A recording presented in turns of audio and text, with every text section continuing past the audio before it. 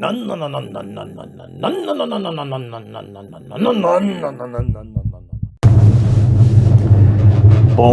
bonjour, bonsoir, good morning, good afternoon, good evening, and also may I say, Jidich, Pog moi hoin.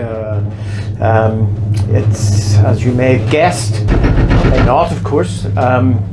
Today, as I film, it is St. Patrick's Day. Hello! To be sure. Yes, I had to check twice. To be sure. It's definitely St. Patrick's Day. And here in the mountains, we are not exempt from the celebration of the good old patron saint of Ireland. There is loads of unbelievably annoying Irish music in every pub you go past. So, well, I hope you're having a nice St. Patrick's Day, or if this is indeed not St. Patrick's Day and you're watching it, I hope you're having a nice day anyway. Well, because it's St. Patrick's Day, I thought I would do something very quickly about the good old St. Pat. For a lot of people, St. Patrick's Day is basically just green Guinness and shillelaghs and leprechauns and all that sort of stuff. And that's fine, you want to do all that, that's great. But how does that reflect on the real St. Patrick? The one who existed, who was a real person who existed about 1500 years ago or thereabouts. Well, the story of St. Patrick's quite interesting. He was either Welsh or English. I know, pains me to say it as well. He maybe came from the north of England. Well, that's slightly better. So he's either Welsh or English. He was captured by pirates and taken over to Ireland as a slave. He managed to escape and made his way back home. His father was a priest, so this was very early Christianity in the British Isles. So his father was a priest. Patrick then had a dream in which he heard the call of the Irish, and he decided he was going to return to Ireland as a missionary. So he made his way back there. There's loads of all that sort of guffy story stuff about him, but in a sense, essentially he went back to Ireland. He became a missionary, he died there. All the snakes and all this sort of stuff, yeah. But anyway, so what's the point of that?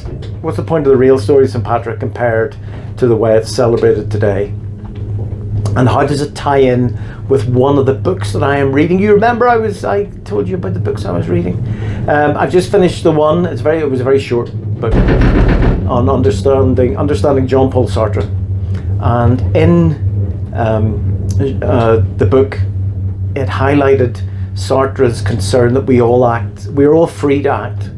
We are free to do whatever and react however we want to react, even if our circumstances are limited. We still have the choice to make, rather than sort of excusing ourselves and blaming other people or blaming society or blaming this, that and the other. We have choices that we can make. And in the story of St. Patrick, he had a choice. He escaped a horrible situation. He made his way back home. He could have spent the rest of his life doing whatever he was going to do, but he chose to return to the land that caused him so many problems. And when he was there, he worked as a missionary, he helped people, he did all sorts of various other sorts of things. But that was his choice, and that was the point. He could have chosen not to stay at home, to stay amongst his family and friends, to continue on maybe in his father's footsteps, to be a priest. But he chose to go back to Ireland.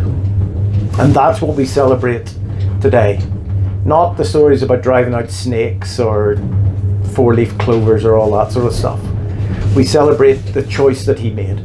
And we can all make choices, and that's the point, I suppose, about St. Patrick's Day, is we can choose to do things. We can choose to be kind, or we can choose to be cruel. We can choose to be encouraging, or we can choose to be dismissive and demeaning. We can choose to grow as individuals, or we can choose to be selfish. You know, we have a choice. Everything we do, we have a choice. So this is St. Patrick's Day. Ha ha ha! Mon petit lapin. I encourage you to choose wisely.